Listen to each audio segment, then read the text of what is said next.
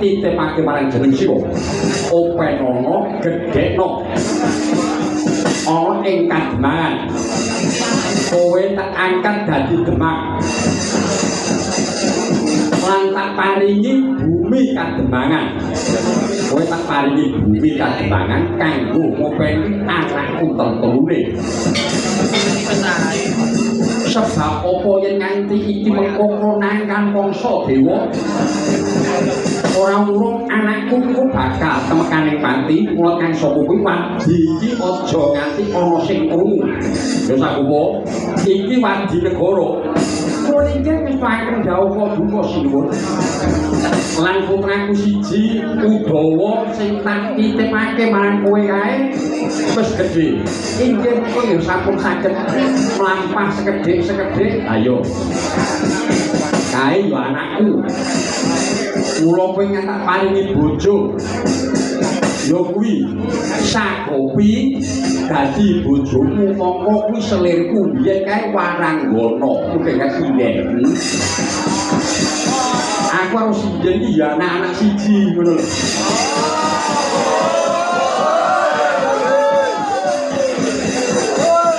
dadi biyen iki aku ki kulino dereng gamelan ana negara Mandura saben-saben iki ana sinden sing teko lah sadaya ana sing wingis-wingis wah rasane atiku ora kuat mula nganti gandrung karo Sriwati kuwi anak siji lak jenenge Udawa tak paringi karo kowe Sakopine Sakopi utawa Niken Sayuda kae jenenge Sakopi utawa Niken Sayuda mekaten inggih sinuwun ya mlaken sapa kuwi tumuli tampanono mara gage gedhekno bocah telu iki inggih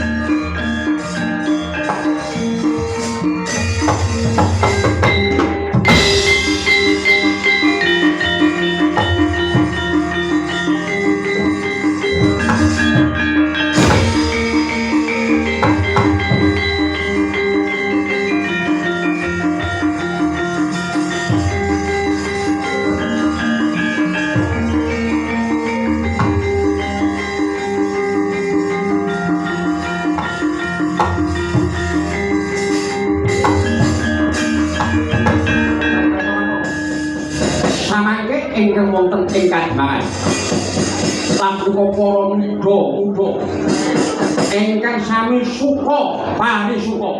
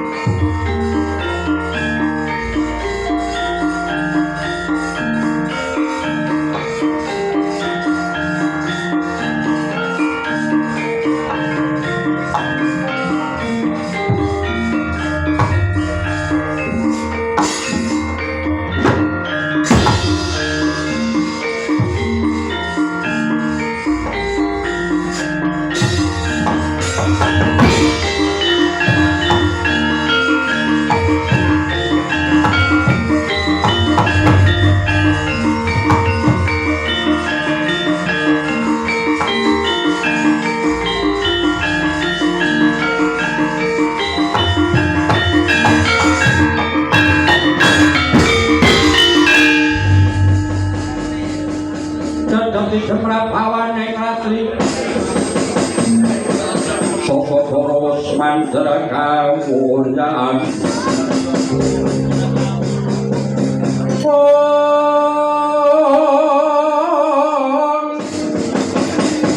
tanpa jiwa mamanise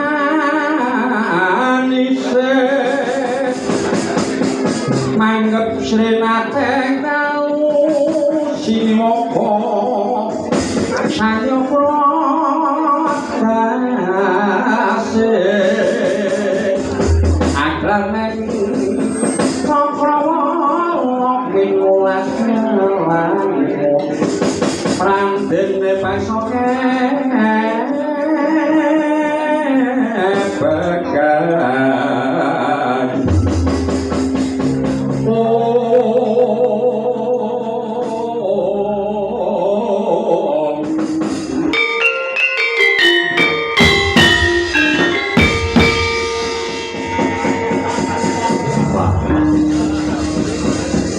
iki aku nyilih songo mburi menyuruh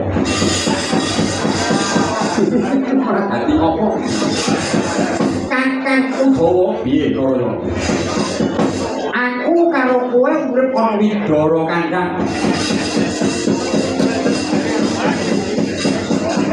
kowe tak ngerti kok watakku aku ngerti watakmu bendino watakmu wonge ngeyel dikandani angel iki kowe ora aku karo kowe iki glundang-glundung wong loro ning nyatane dewasane kowe saiki wis muda rasaku jane ora condong karo kowe lho ora condong gak apa-apa lah kowe kena apa saiki dadi rampok kowe dadi begal ngecu karo piye aku ora mantuk koyo kuwi siji negara nglarang loro agama ora keparengake kena apa kowe ngecu terus begal sing kok begal iki sapa kowe ngerti yo ini anane aku mau dadi rampok mau ora tak nggo mukti dhewe ora tak nggo mukti dhewe sing tak begal ora sadengae menungso ora sing tak rampok ora sadengae wong sugih iki ora ya sing mbok rampok sapa sing tak rampok pegawe negara Mandura lho kok pegawe negara Mandura sing rampok iki karepku piye ayo coba pikiran aku karo kowe urip ana desa aku ki karo kowe urip ana desa kowe mestine krungu yen tariane pajak ing desane dhewe iku gedhe banget mula nganti wong tani wong desa nganti ra iso pajak nganti yen pajak adol sapi adol kebo ana sing dodolan sawah kudu pajak karo negara sing dipandhegani karo wong-wong sing tanggung jawab ae mula aku ora seneng kaya kuwi jroning nganti aku ora seneng mula rampok mula kanggo sandangan apik dadi pegawe sak koplok biasa modal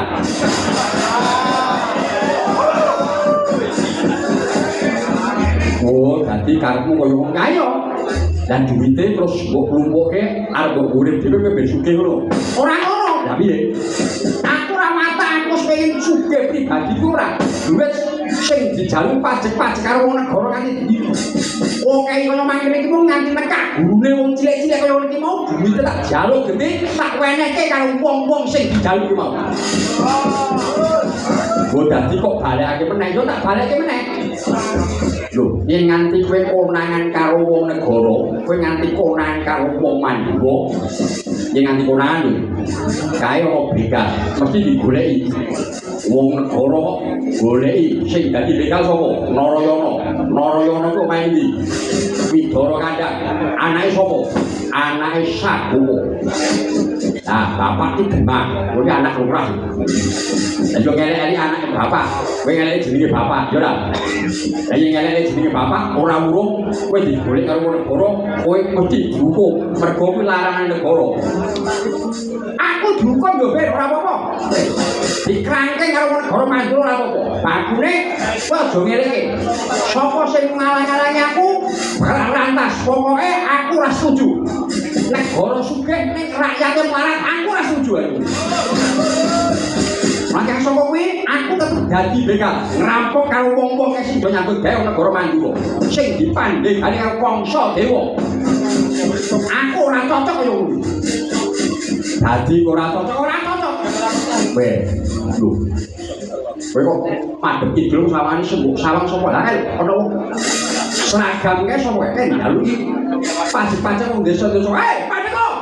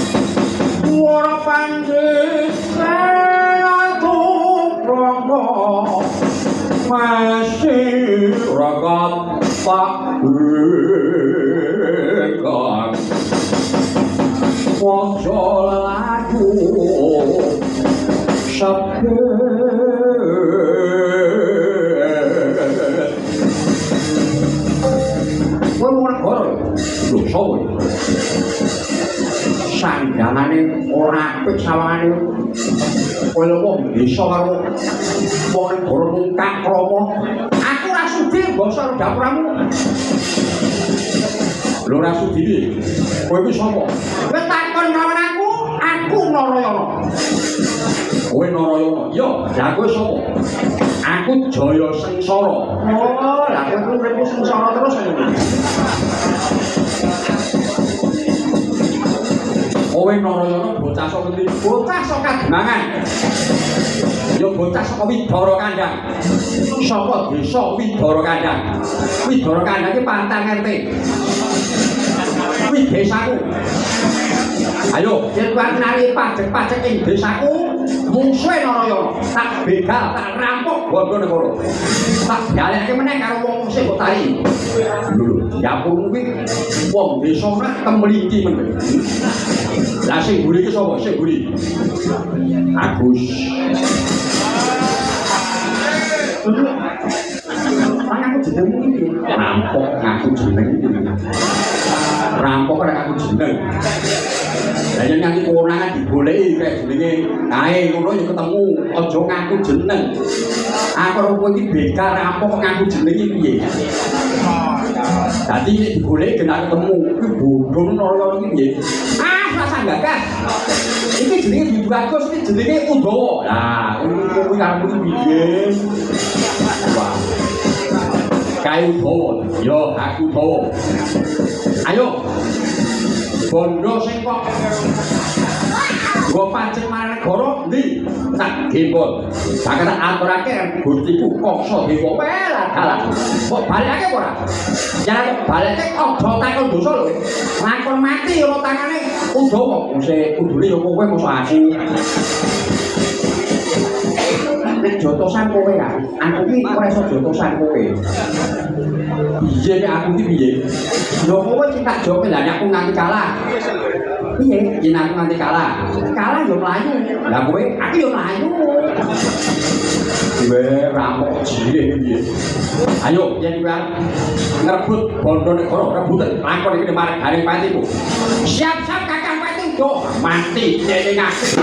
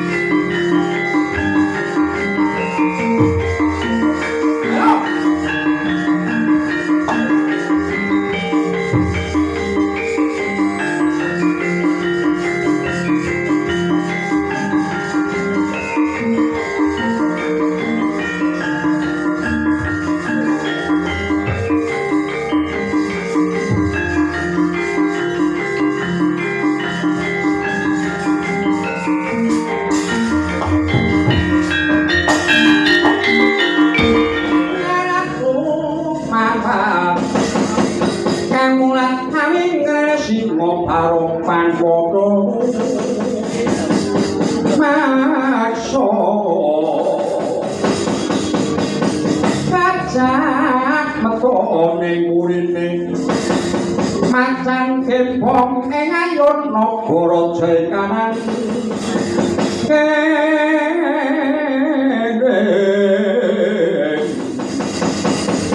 singa mulat Brasno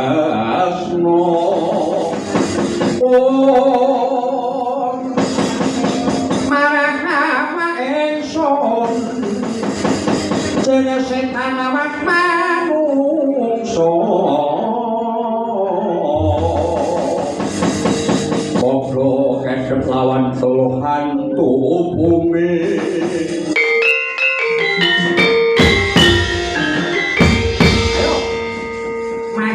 ya tak penting. Ayo kok dalekake ora dile. Nek ora kok dalekake aja takut dosa waduh Raden. Kula nyuwun urip. Jaluk urip tak uripi waton bondone tak wenehke kelawan aku. Yo. Ayo. Wenehke karo aku ora. Waduh Raden. Kula nyuwun urip yen kowe jaluk urip bakal tak uripi. Nek ora mbok wenehke kelawan aku pedang sing digawa Kakang Udawa gombleh kowe. Apa duwe pedang ora duwe pedang kok. Yo reko-reko to Kakang yo kuwi lho. Awak iki ora duwe pedang. Ayo. Oh, kale ki wae iki hadi klowang slaret. Nanayana.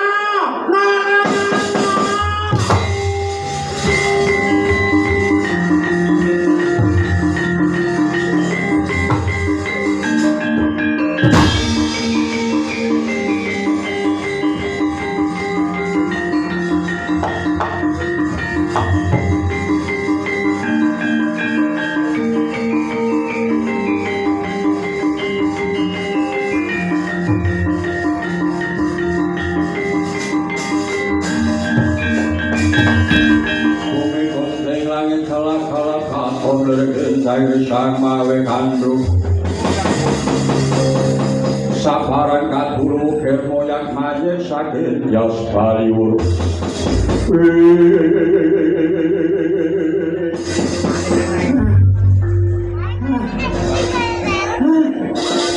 kanyane iki wong nek umur 70 munggah kaya ngene mlaku guyur-guyur mlayu ambekane nyenen kemis.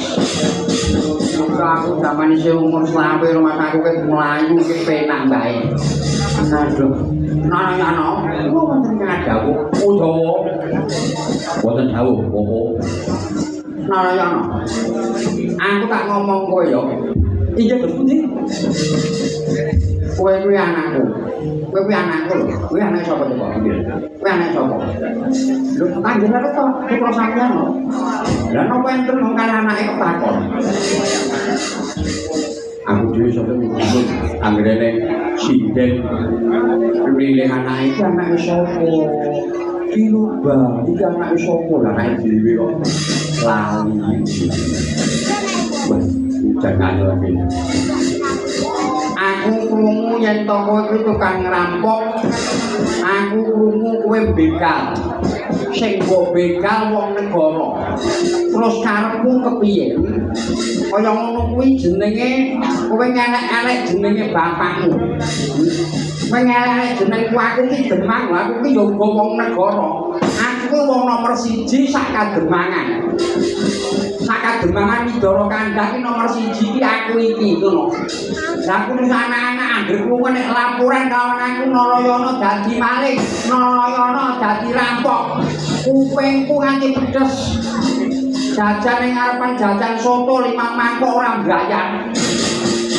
Terus sing botol goleki aku jare Narayana mangan nggo mbayar to kok. Kok ngene iki kok bocake karo kepiye? Sing kok begal iki sapa? Terus mbok begal iki duwe karep apa kowe? Ngaten nggih. Wong kan begal yang negari. Wong negara piye? Ingkang mari pajak niku wau. Mboten kentenan ngantos polo-polo. Yang kan gesang wonten desa-desa kok sami jerit. Amarga Lagi agengipun pajak dhumateng negari. Ngantos dodolan kebo, dodolan kewan sapi. Sedaya kangge pajak negari. Kula mboten trima. Kula damel menika tiyang iki seragam negari narik pajak mesti kula beka getos. Lah duwite kok kondi? Kula wangsulaken dhumateng tiyang ning beka kula wau. Lho. Jane karep iki apik. Ning kleru. Kleru. Lho, kleru kados pundi? Ya kaya ngono kuwi kleru. Apa nek masamu kuwi ngrampoke nang negara ngono kuwi kowe kok bangga kowe dadi pahlawan negara ngono piye? Kowe dadi pahlawan ya? Ya. Mboten kok mboten badhe dados pahlawan. Ben dilem wong akeh ngono piye? Mboten. Menika pemandhe kula mekaten menika. Ngene ya, kowe kuwi wong siji. Ya. Kowe iki wong ijen, wong negara iki tentarane pirang-pirang. Prajurit ora kena deto. Yen nganti digoleki wong negara Narayana tukang bekal. Bocah saka kademangan Widara Kandhang. Delalah Narayana ora ketemu kuwi mergo minggat. Saking murine wong negara, wong sawidara Kandhang saben-saben omah globongi karo wong negara. Mergo nesune karo wong siji kaya Jendangkuramu, nek sing dadi korban wong sak desa. Terus karepmu kepiye coba pikir iki nalare yo iki. Utekmu nang ngendi Narayana? Ayo pikir sebabe wong negara ki wong menang ngono. Menang purba karo menang kapurba. Kekalpani karo wong negara ki piandenmu apa? Mboten. Kula menawi tiyang negari nesu kali kok badhe ngadepi. Pokoke kula badhe begal terus. Mboten badhe kula lareni anggen kok badhe begal karo wong negara. Lho karepmu kowe gelem lareni ora? Mboten kula wae lah kakung lakon dadi apa Kakrasana rene ngge Kakrasana.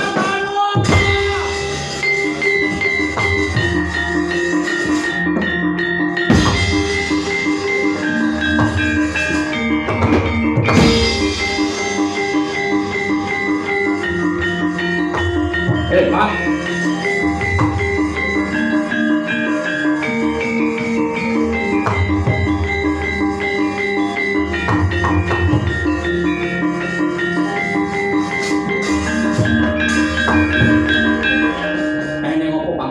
Bunga nyuruh jauh. Aku lagi garung kluku ning etan omah kok teluk iki. Yen tak pikir malah bener kowe urip kowe gaweane kowe mluku garung matur terus kowe nggawa traktor ning sawah. Tak pikir nek kaya sing ndomah urip malah bener. Penak uripnya. Terus nesdasi pari ngono aku malah cocok kaya kowe tinggale nyawang Narayana wong sing urinane bendina mung dadi begal. Lho, Narayana begal sapa lho kowe iki ora ngerti lho. Lho, jare Narayana ki apik. Sing ngomong sapa? Lho sing ngomong ya kowe. Aku gak nutupi karo kowe-kowe kuwi ngono lho. Aku nutupi yoga-yoga barang kuwi lho Narayana ki apik. Ora ngene iki. Bentuk iki ora berjanji ngono. Pemindah iki ora apik blas. Ora cocok karo atiku Narayana. Lah terus sing dibegal iki sapa? Apa wong sugih-sugih? Kademangan ya wong sugih-sugih. Widara Kandhang iki padha dibegali. Ora kuwi. Lah sapa? Wong negara. Lho, wong negara sing nari pajak kuwi dibegal karo Narayana dibegal genti. Sebabe pajake keduren ngono. Weh, wong iki uripe iki saiki iki wong desa iki uripe iki kempas kempis ngono, kempas. Apa-apa rega munggah, coba pikirin dulu. Rega munggah hasile wong ki mau ora iso nimbang karo rega munggah iki uripe plentas-plentus. Lah nek kaya iki jenenge ekonomi lemah, nek ekonomi lemah kuwi apa-apa kuwi bakal sepi. Wong renengan pepayangan ora enek kuwi ngono ya. Nek ekonomi ini masyarakat ki apik ki apa-apa ki ya sawah apik ngono. Perputaran ekonomi ki penting ngono. Lah kaya ngene iki lho Narayana ki ora setuju ora sarujuk kula dibegal kabeh wong-wong sing padha nari pajak ae kula tak elekke ora gelem kok menawa mbok elekke gelem wae Narayana mati kok.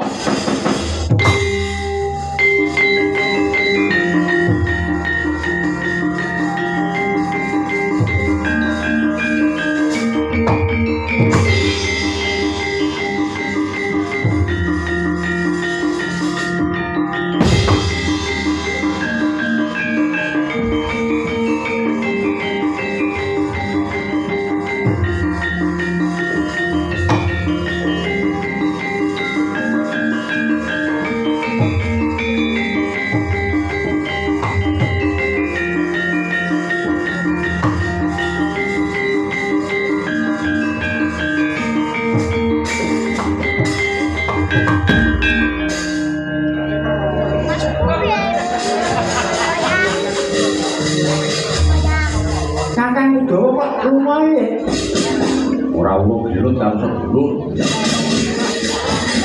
Ora nyenengke gantar pisan. Rene Kakang Dawa. Aku dhewe malah cocok iki. Nek kok dhewe iki yo mumet. Ora ngetut yo mumet. Narayana. Aku. Kowe ngerti aku ki sapa? Kok buku kok kadang kok sepuh. Kakang Mas Okrasana.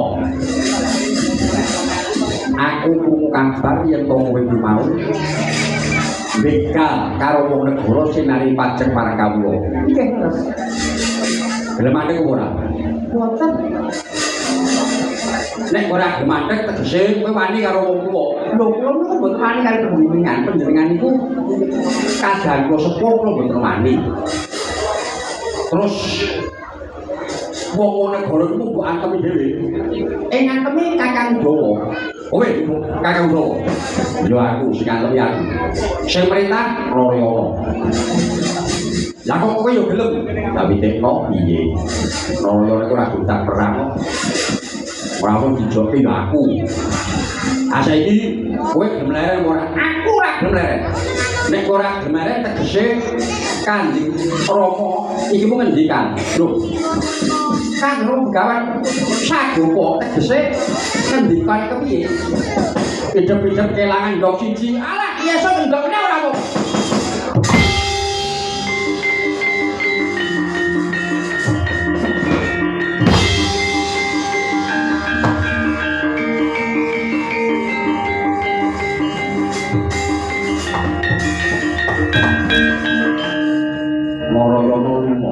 Nah, nyata yo kae wong iki tingkatan.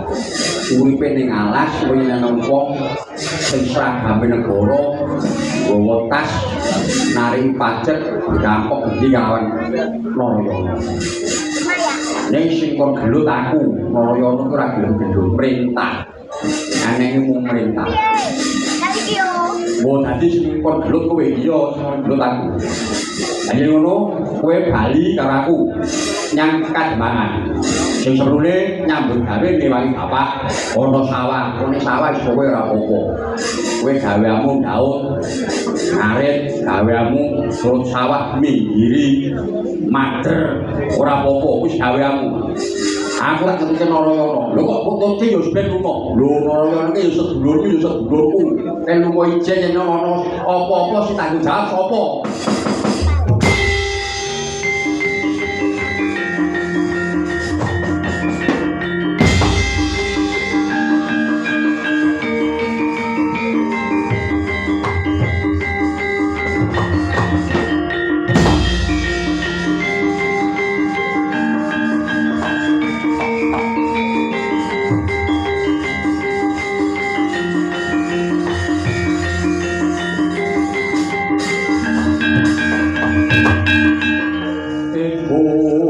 Nyatane koncang seret minangku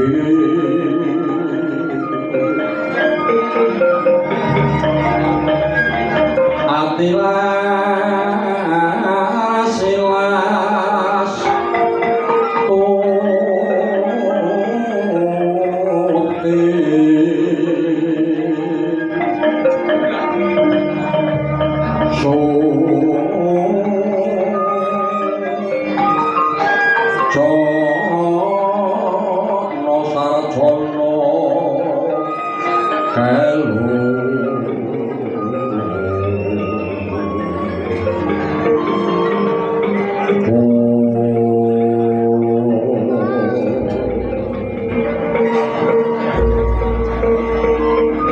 halungun kala tiga-tigem tanggane aku mati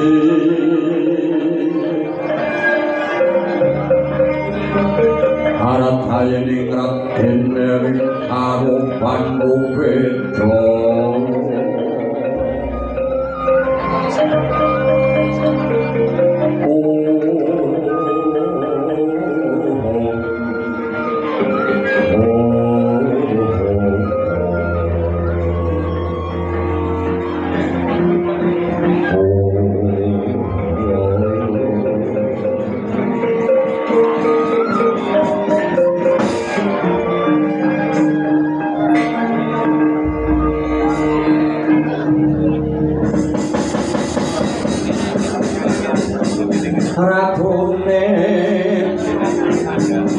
Ratu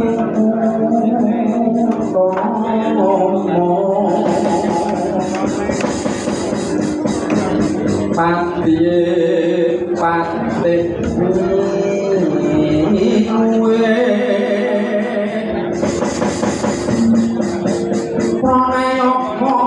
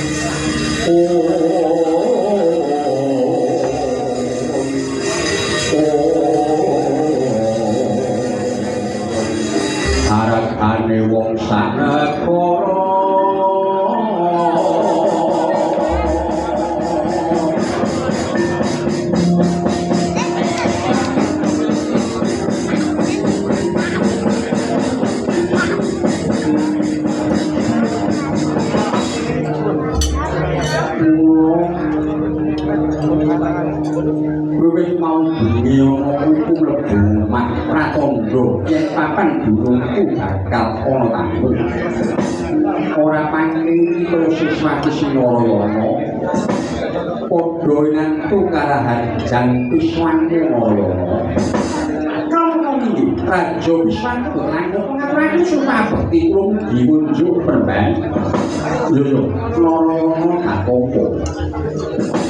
kepenak nunggu-nunggu yo biyen kalau iki kados boten kirang rayu yang nggih kula ngadep wong sapa duka kanthi penemban Narayana kula teng dawuh jeneng sira wis dewasa jeneng sira wis dewasa lan jeneng sira mau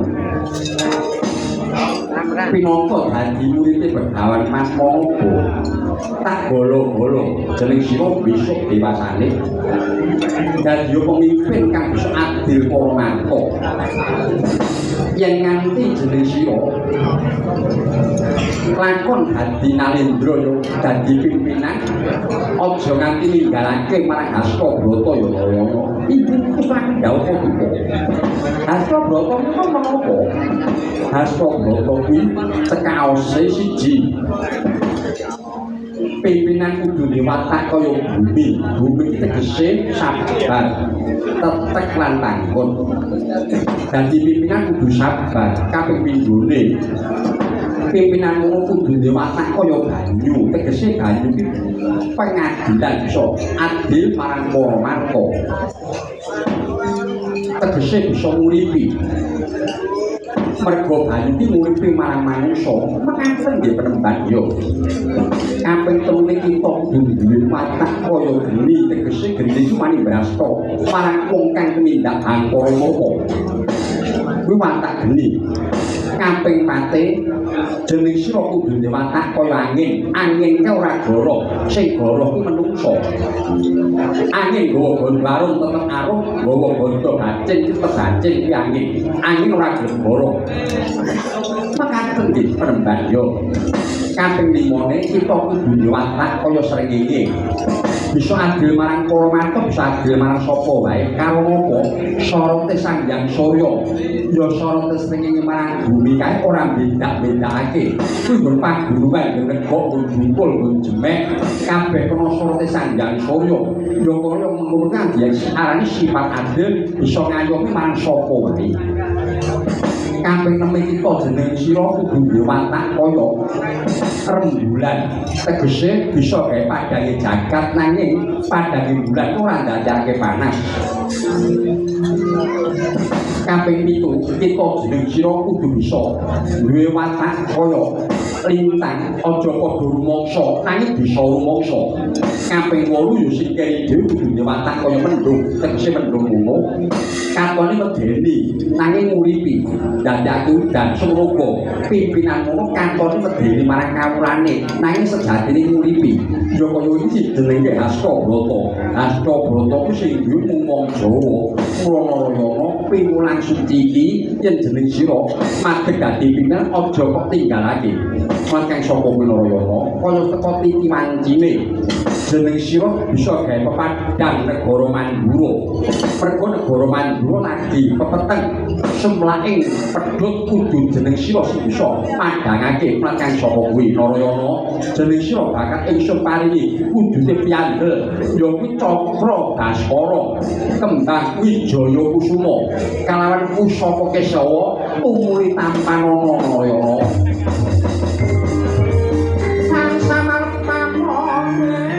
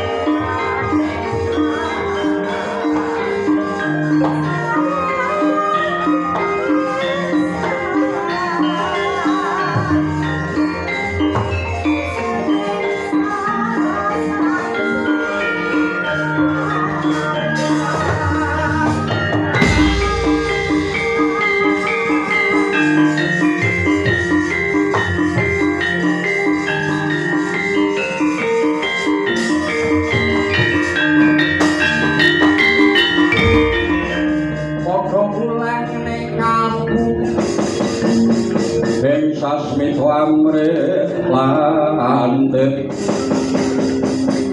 aja pijar manetro kaprawiran den kaesti pasunan sarinani ro jagat harap lawan guling jagat hartaman guling sau kengepan jadi kok juga sampai paling kamu berani mateng Ponoroyo wujudipun kembang Wijaya Kusuma Cakra Basara dalam pusaka Kesawa yo Ponoroyo pancen kok berarti jagat kaya mangkono napa kok nganti jeneng iso maringake marang jeneng sira karana Sang Hyang Bathara Wisnu bakalitis kaping 7 oleh Marcapada mulai kang saka kuwi Narayana uga bakal kanthi Sang Bathara Wisnu mulai kang saka sampurnaning lim dene jeneng iso bakal sawiji marang jeneng sira musuh marang anggo jeneng sira nggih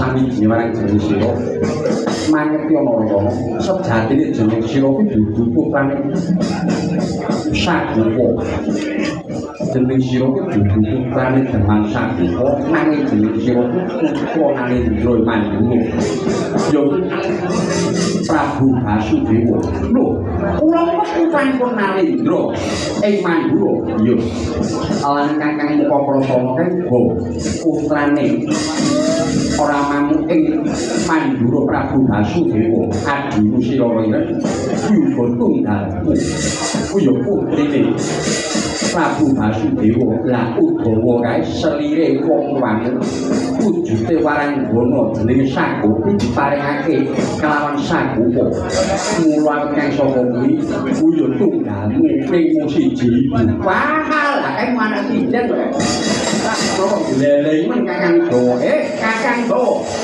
seneng asare atimu Kakang aku bisa gawe padang negara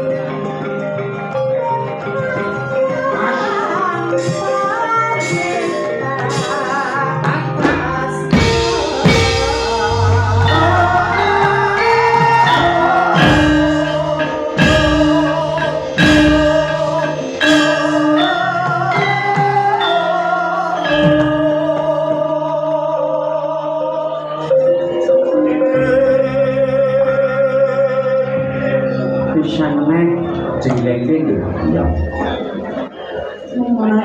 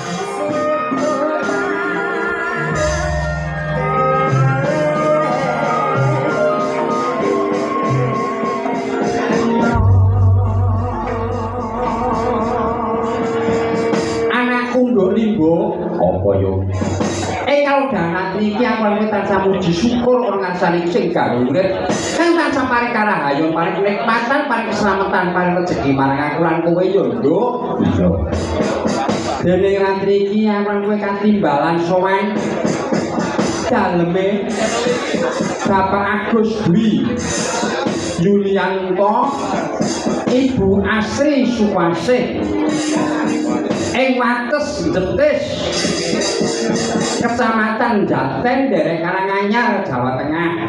Oh iya. Iki Bapak Agus Dwi Yulianto Ibu Sri Suwasih kagungan Kersopo tasakuran syukur ngersani sing gawe mergo diparingi putra putri cacahe pira cacahe 3 siji Yekti Kidung Prabandini asmane rupane medhut iki sing loro Ruji Tengyas Permadani sing angka 3 Kesawa Triyoga Pamungkas wah kaya gamane Narayana Kesawa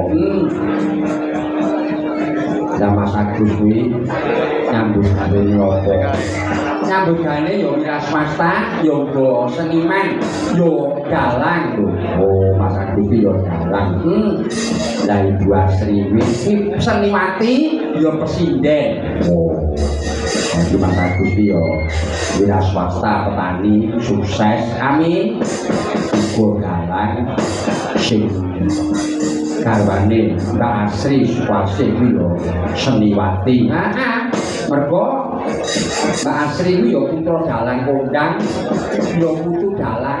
Oh, bapake asmane Pak Diratno. Oh, ku ya dalang Pak Diratno.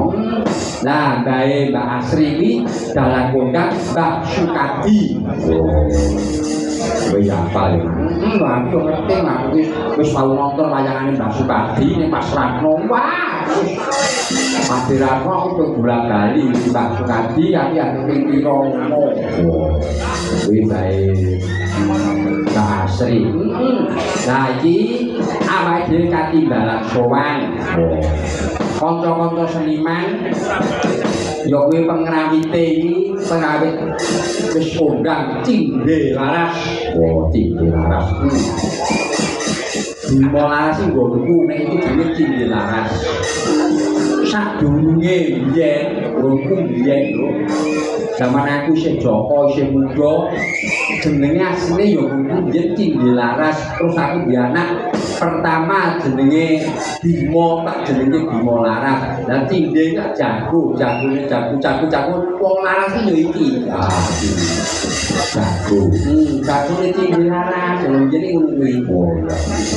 Oh, Cindhe Laras iki jago. Jago kabeh.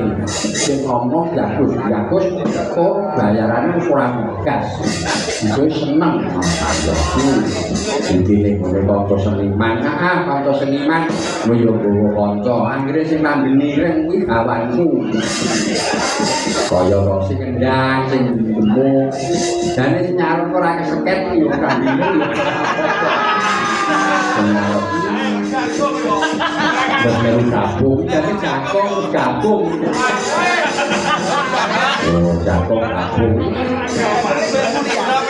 Aku yang bawa streamingnya jalan teng-tengu.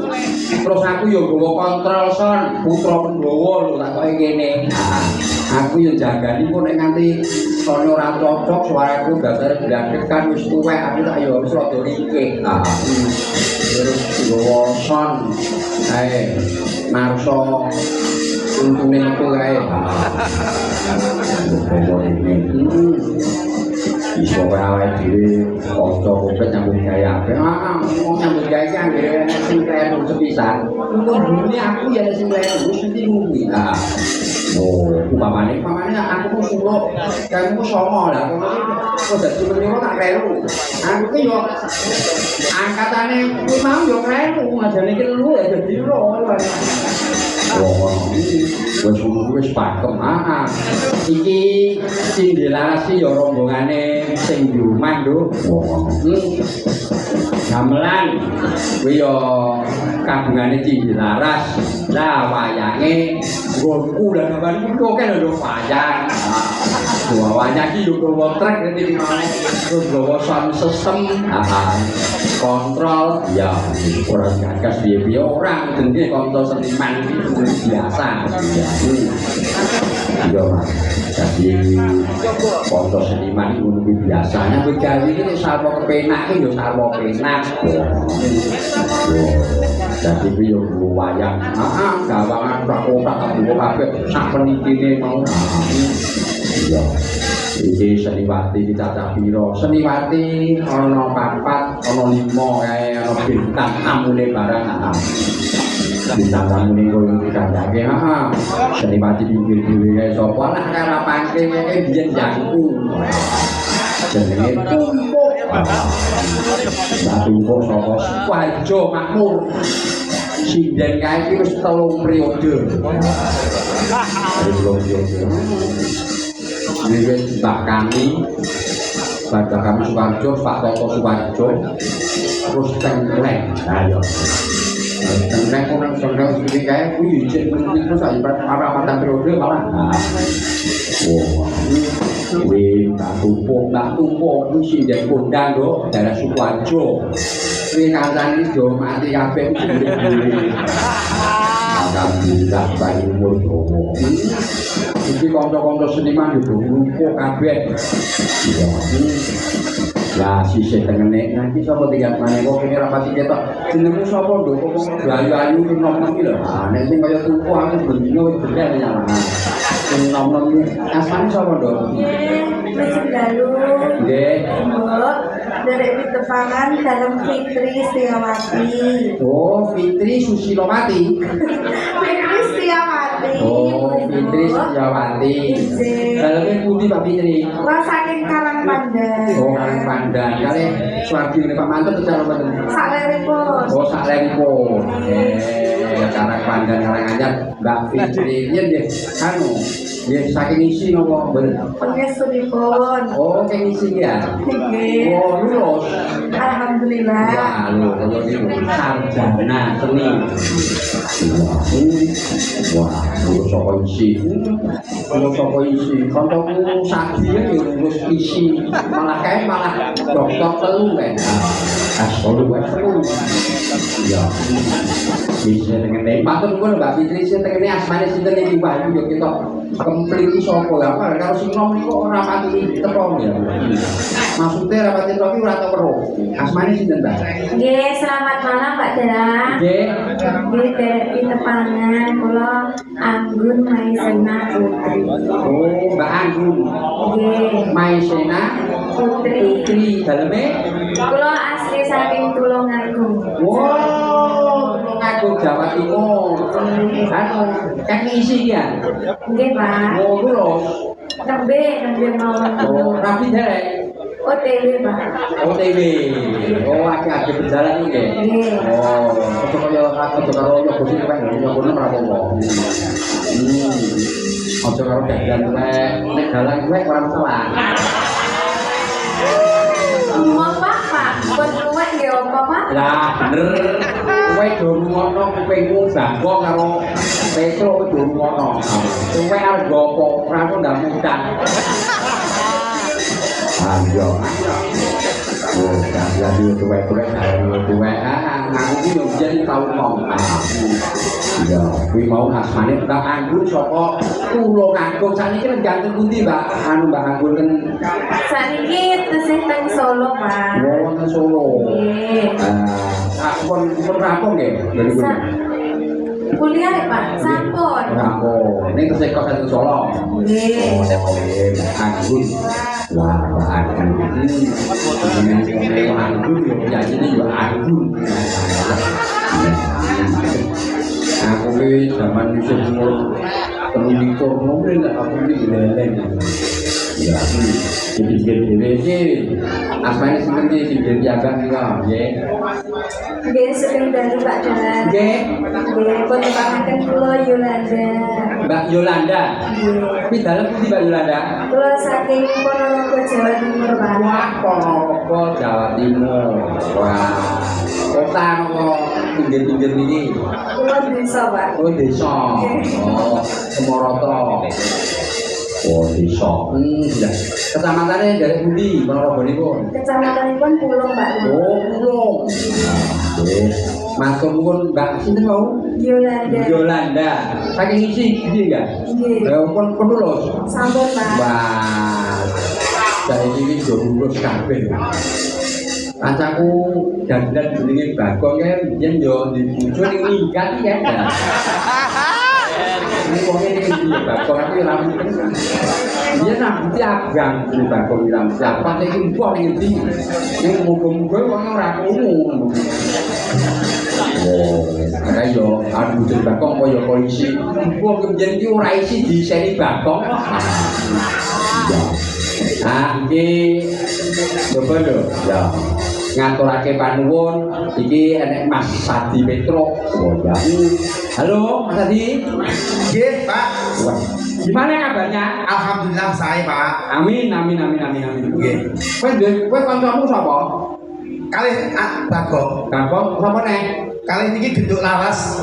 Omahe ndi Balaras? Kenalan dhewe no? Nah.